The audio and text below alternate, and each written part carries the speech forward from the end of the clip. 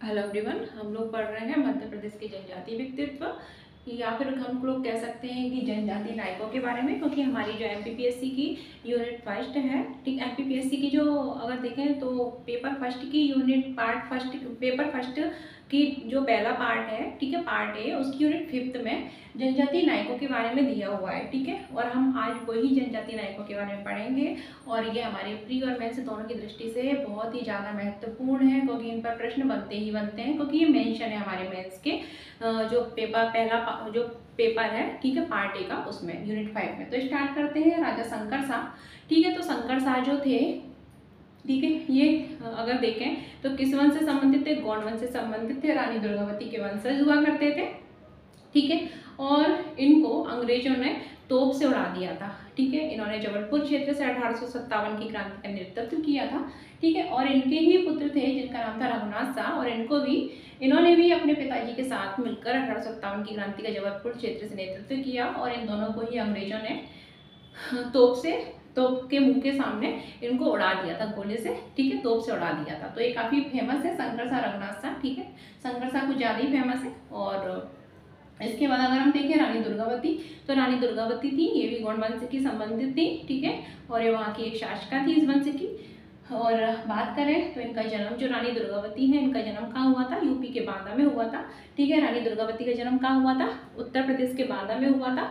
ये इनके पिता का नाम सालीवान था, और इनका विवाह जो है वो संग्राम शाह के बेटे दलपत शाह के साथ हुआ था। किसके साथ हुआ था? दलपत शाह के साथ हुआ था। यानी कह सकते हैं कि ये गोंडवाना वंश की शासिका थी, ठीक है। गोंडवाना वंश की शासिका थी। इनका जन्म उत्तर प्रदेश के बांदा में हुआ था। ये शालीवान की पुत्री थी। इनका जन्म दुर्गाष्टमी के दिन हुआ था, इसलिए इनको रानी दुर्गावती बोलते हैं, यानी दुर्गावती इनका नाम रखा गया। बाद में ये रानी बनी, ठीक है। और दलपत शाह से विवाह होने के बाद, ठीक है, और संग्राम शाह की ये क्या थी? पुत्रवधू थी संग्राम शाह, जिन्हें हम गणाधिपति 52 गणों, ठीक है, इन्होंने 52 गणों का निर्माण कराया था, इन्हें गणाधिपति की उपाधि दी गई थी, ठीक। और रानी दुर्गावती जो है काफ़ी महान शासिका थी। इन्होंने अगर देखें तो अपने पति की मृत्यु के बाद इन्होंने इस वंश की कमान संभाली थी, ठीक है। और इनका एक व्हाइट हाथी हुआ करता था, जिसके लिए अकबर चाहते थे कि वो उनको दे दिया जाए। और बाद में अकबर के द्वारा, ठीक है, अकबर ने तो नहीं, लेकिन अकबर के जो सेनापति वगैरह थे उन्होंने रानी दुर्गावती के साथ युद्ध किया था, और बाद में रानी दुर्गावती वीरगति को प्राप्त हो गई थी, ठीक है।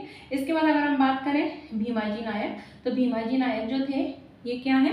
ये भी एक अगर देखें तो स्वतंत्रता सेनानी बोल सकते हैं। 1857 की क्रांति में इन्होंने अपना महत्वपूर्ण योगदान दिया था। और भीमाजी नायक का जन्म कहाँ हुआ था? बड़वानी में हुआ था, मध्य प्रदेश के बड़वानी के पंचमावली गांव में हुआ था, ठीक है। इन्होंने बड़वानी सेंधवा विद्रोह से संबंधित है। ये प्रश्न कई बार बना है कि बड़वानी सेंधवा विद्रोह कब हुआ था? 1857 में हुआ था। और इससे कौन संबंधित है? इससे भीमा नायक जी संबंधित है। और अंग्रेजों ने पहले तो इनको काफ़ी अंग्रेज पकड़ना चाहते थे, लेकिन इनको पकड़ नहीं पा रहे थे। फिर उन्होंने क्या किया है कि इनकी माँ थी, तो उनको उन्होंने पकड़ लिया और उनको मंडलेश्वर की जेल में कैद करके रखा था। सोचा था माँ को अगर हम गिरफ्तार कर लेते हैं तो बेटा अपने आप आ जाएगा। बाद में इनको सतपुड़ा के जंगलों से अंग्रेजों ने धोखे से गिरफ्तार कर लिया। एक अंग्रेज था जिसका नाम था कैटिंग्स, तो कैटिंग्स ने इनको गिरफ्तार कर लिया था, और बाद में इनको पोर्ट ब्लेयर ले जाया गया, वहाँ पर उनको फांसी दे दी गई, ठीक है। भीमाजी नायक काफ़ी महत्वपूर्ण है। इसके बाद बात करें खांजा नायक, तो खांजा नायक जो थे इन्होंने भी भीमाजी नायक के साथ 1857 की क्रांति में सहयोग दिया था, ठीक है। और ये जो बड़वानी सेंधवा विद्रोह वगैरह, ठीक है, उससे मेनली तो भीमाजी संबंधित है, लेकिन उन्होंने भी इसके साथ सहयोग दिया था, ठीक है। और 1857 की क्रांति से संबंधित है। इनको भी अंग्रेजों ने गिरफ्तार कर लिया था, बाद में इनको मृत्यु दे दी गई थी। इनको कर्नल आउटरम्स नाम के एक अंग्रेज ने गिरफ्तार कर, मतलब अंग्रेज द्वारा इनको घेर लिया गया था, और उनके बाद इसकी हत्या कर दी गई थी, ठीक है। तो ये भी जो है खांजा नायक, ये भी काफ़ी फेमस व्यक्तित्व है हमारे जो जनजातीय क्षेत्रों के, ठीक है। और इसके बाद अगर हम बात करें हमारे जो अगले जनजातीय व्यक्तित्व हैं, उसमें हमारे आते हैं जो हम पढ़ चुके हैं पेमा फाल्या। तो पेमा फाल्या की बात करें, ठीक है, पेमा फाल्या कौन थे? ठीक है, तो ये पिथौरा पेंटिंग से संबंधित है। हम अपने पहले वीडियो में पढ़ चुके हैं, ये हमारे टॉपिक में मेंशन है एमपीपीएससी की 5th यूनिट में फर्स्ट पेपर का पार्ट है में, इसलिए। तो पेमा फाल्या जो है, ये जिन्होंने नहीं देखा वो वीडियो देख लीजिएगा, ठीक है। तो पेमा फाल्या जो है भील है, एक प्रकार की एक भील है, ठीक है। और ये किस क्षेत्र से है, झाबुआ अलीराजपुर क्षेत्र से संबंधित है, पिथौरा पेंटिंग से रिलेटेड, और उनको शिखर सम्मान, ठीक है। और बात करें तो शिखर सम्मान के साथ साथ इनको तुलसी सम्मान से भी सम्मानित है, ठीक है। इसके बाद अगर हम देखें तो ये हमारे हो गए। इसके बाद बात कर लेते हैं हम टंटिया भील की। टंटिया भील जैसे कि हम टंडरा या टंटिया मामा भी कहते हैं, कहीं कहीं टंडरा भी नाम इनका दिया रहता है।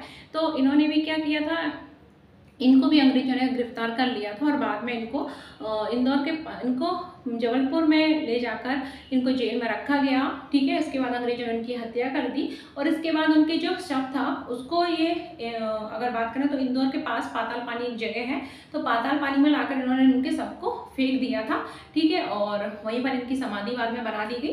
तो ये प्रश्न पूछा जाता है कि टंटिया जो भील है इनकी समाधि कहाँ है, तो इंदौर के पाताल पानी क्षेत्र में इनकी समाधि है। और पाताल पानी स्टेशन का नाम जो है वो चेंज करके टंटिया मामा रेलवे स्टेशन कर दिया गया है। और कोई भी ट्रेन उधर से निकलती है तो थोड़ी देर के लिए इनको सम्मान देने के लिए, ठीक है, थोड़ी देर के लिए रुकती है।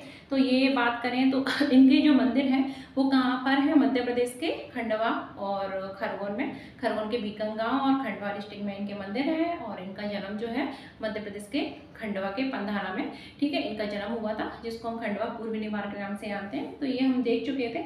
इसके बाद अगर हम देखें तो हमारे फेमा फाल्या हो गए, टंटिया भील हो गए, भीमा नायक, खंजय नायक हो गए, शंकर शाह, रघुनाथ शाह हो गए हैं, एंड रानी दुर्गावती भी हो गई हैं। इसके बाद बादल भोई भी हमने देख लिए थे। तो बादल भोई जो है वो कहाँ से संबंधित है, छिंदवाड़ा से संबंधित है, ठीक है। और छिंदवाड़ा के डुंगरिया, छिंदवाड़ा जिला के अगर बात करें तो ग्राम मतलब छिंदवाड़ा जिला के अंतर्गत ही आता है डुंगरिया, ठीक है, डुंगरिया, तो उससे संबंधित है ये हमारे बादल भोई हैं।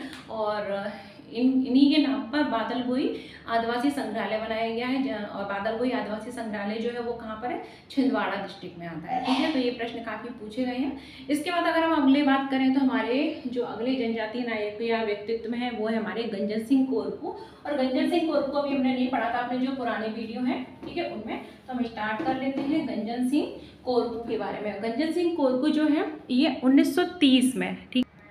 तो जो गंजन सिंह कोरकू है, गंजन सिंह कोरकू जो है ये भी क्या है, एक आदिवासी समुदाय से संबंधित है, कोरकू समुदाय से संबंधित है।